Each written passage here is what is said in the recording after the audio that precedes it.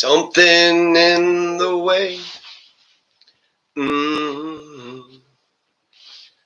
Underneath the bridge, tarp has sprung a leak. And the animals I've trapped have all become my pets. Living off of grass and the drippings from my ceiling. It's okay to eat fish, 'cause they don't have any feelings. Something in the way. Something in the way. Yeah. Something in the way. Let's do In the Arms of an Angel, Sarah McLachlan. You spend all your time waiting for that second chance for a break that would make it okay. There's always some reason to feel not good enough, and it's hard at the end of the day. I need some distraction, oh beautiful release. Memories seep from my veins. Let me be empty and oh weightless, and maybe I'll find some peace tonight. In the arms of the angel, fly away from here, from this dark, cold hotel room, and the endlessness that you fear. You're pulled from the wreckage, the arms of the angel. Glorious sadness. All right. So I don't know exactly what to say about suicide, but I'll try to say a couple things. I had a associate, a person I knew 25 years ago, and I knew him, but I didn't know him. You know, can you ever really get to know somebody? But I'll tell you a couple things that I liked about Brad Hearn. Brad Hearn, the way he played basketball, he was a fighter. He would dive after the balls. He was energetic. He was a fighter. They relegated him to the second string, but that's why we're going to lose the championship, because we just kept running the same 5 starters until they were so damn tired that they couldn't perform in the fourth quarter. If they would have equally balanced, put the second string and the first string in equal balance, Nick Boots and Brad Hearn. Brad Hearn was super cool. I wish I would have known more about Brad Hearn. I saw a picture of him with some dogs. If you have dogs, I automatically like it. Dogs are angels. And so why would we not love our angels back? So he was a scrappy basketball player. He was a strong guy. He was kind of a pit bull himself. He was, strong. He was a little short. He had like a high-pitched voice. They called him Minner, which I don't even know what that means. What's up, Minner? Hey, what's going on? He once said that he was so stressed out he needed to smoke some weed. He was dating one of the most beautiful young women of our high school, Brandy F., we'll say. His best friend, or a good friend of his, was Brett H. And it kind of reminds me of those people that had killed themselves back in 1997, who was John Booth and Chris Kinman and some other ones. And I'm not for sure if they're even is there even an article about any of this? But basically you had 3 people from the schools that just offed themselves. John Booth had offed himself because his dad wasn't going to love him. I'm not for sure why Mia Knotts. I don't know why Mia Knotts had killed herself. A lot of people were saying it was a copycat. So John Booth is going to kill himself, writes a letter saying how his dad doesn't love him, can't love him, won't love him. And then Chris Kinman was the same age as Brad Hearn. And even though Chris Kinman was a bully, I feel like Brad Hearn had like the makings of a bully, but he was a sweetheart. He was kind. I was just this skinny nerd kid, and so he kind of, I don't know if he felt sorry for me or just gave me mercy or just was raised right. So it's sad to hear that Brad Hearn didn't see any light at the end of the tunnel. And what's incredible about that is that hope is a powerful force. And if you don't have any hope left, you don't see any light at the end of the tunnel. A lot of people want to ask why. You have a right to off yourself. How are you going to regulate that? How are you going to punish him? You're going to arrest him? You're going to throw him in jail? Fine him?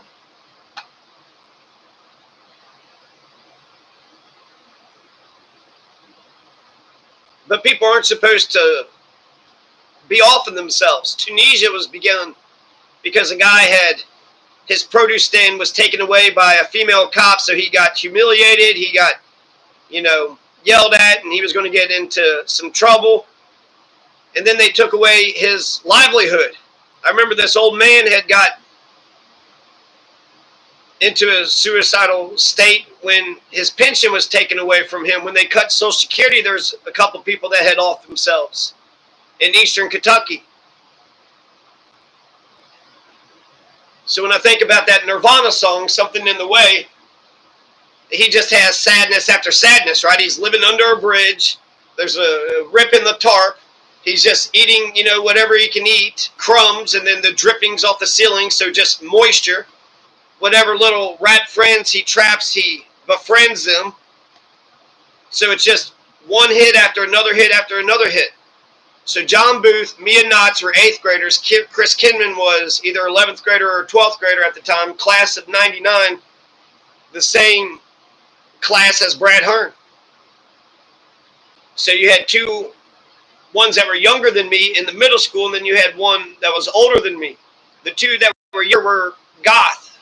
They, dressed in all black and sort of had a melancholy. They expressed themselves, in melancholy. Chris Kinman seemed to be on his way. Chris Kinman had a scholarship. He had a golfing scholarship. He had, he was just a young man. He could drive a damn golf ball like 200 fucking yards like it wasn't shit. Straight as an arrow. He was a really good golfer. And even though he had bullied me, I appreciated, like, one time he just did a little bit of putt-putt with me. And I don't know why he was actually being that, gave me a twinge, a little iota of kindness. But I remember he was bullying me and kind of was making fun of me and stuff, and I really wasn't torn up about it. When people die young, they're forever young. And I remember I was trying to talk to some folks about this, and they're like, why are you talking about that? People are like, sometimes with their damn questions, they're just so accusatory. Because it's worthy of talking about. I remember they had like an auditorium, and so they had these public speakers, these professionals that was basically saying a bunch of things. And the thing I remember was somebody asked them if they had ever thought, of suicide, and they had said that they had thought about it. Thoughts go in and out of your head, and so a profound idea that I came across is that you are not your thoughts. You are not your thoughts. You are the person behind your thoughts. And so the reason why your brain, there's lots of reasons, but the stream of consciousness that's going through your brain, if you could take a step back and then just reflect on the emotion that you're feeling, and then you could, assess the situation a lot better. So part of me wants to know why, because you should always have that hope. There should always be that light at the end of the tunnel. And then he also left behind some kids, which, that's awful. That's terrible. Super guy. I just want to remember the good that I can remember of him. He was a go-getter. He, was energetic. He was a fighter. He wanted to win the basketball game. He chased after the basketballs. He was strong, dating one of the most, beautiful young women in the high school. He had 2 dogs. He had a little family. He had some kids.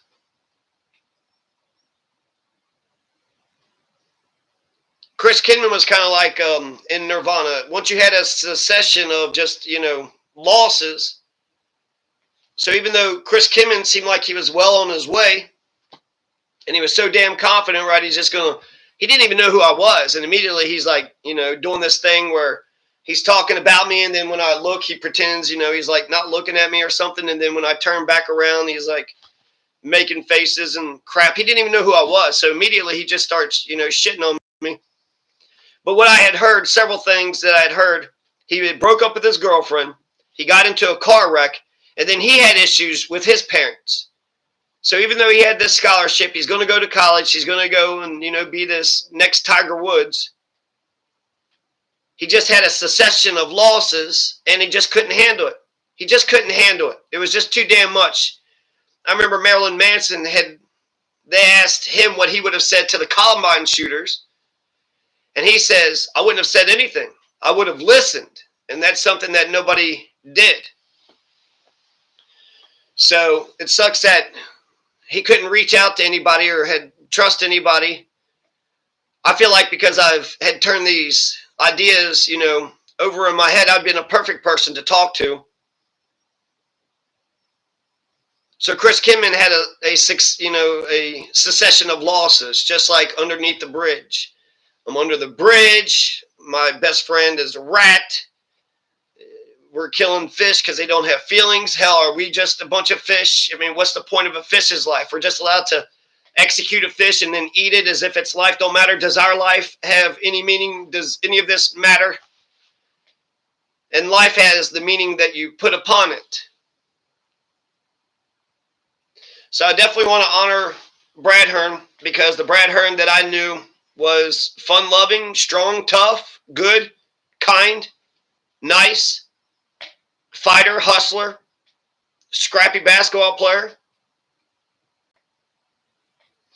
And that's, mostly what I think about him. I never got to know him, and he never really got to know me. So maybe that just tells me there's something about ego and manhood, about how people don't want to bridge that divide. Hey, you want to be friends? Because friendship, from what I read, is really nice. So I'm going to read this last song, Zombie, or sing it or try to do something with it. I don't know. I don't have a beautiful singing voice, so I kind of like rapping these things. So maybe I'll rap it and then come back and try to sing it. I don't know. Another head hangs lowly. Another head hangs lowly. Child is slowly taken. And the violence caused such silence. Who are we mistaken? But you see, it's not me. It's not my family. In your head, in your head, they are fighting with their tanks and their bombs and their bombs and their guns. In your head, they are crying. In your head, zombie, zombie, zombie. Hey, what's in your head? In your head, zombie, zombie, zombie. Hey, another mother's breaking, heart is taken over. When the violence causes silence, we must be mistaken. It's the same old theme since 1916. In your head, they're still fighting with their tanks and their bombs and their bombs and their guns. In your head, they are dying. In your head, zombie, zombie, zombie. Hey, hey, what's in your head? In your head, zombie, Zombie, zombie, hey, hey, ho. Hi, hi.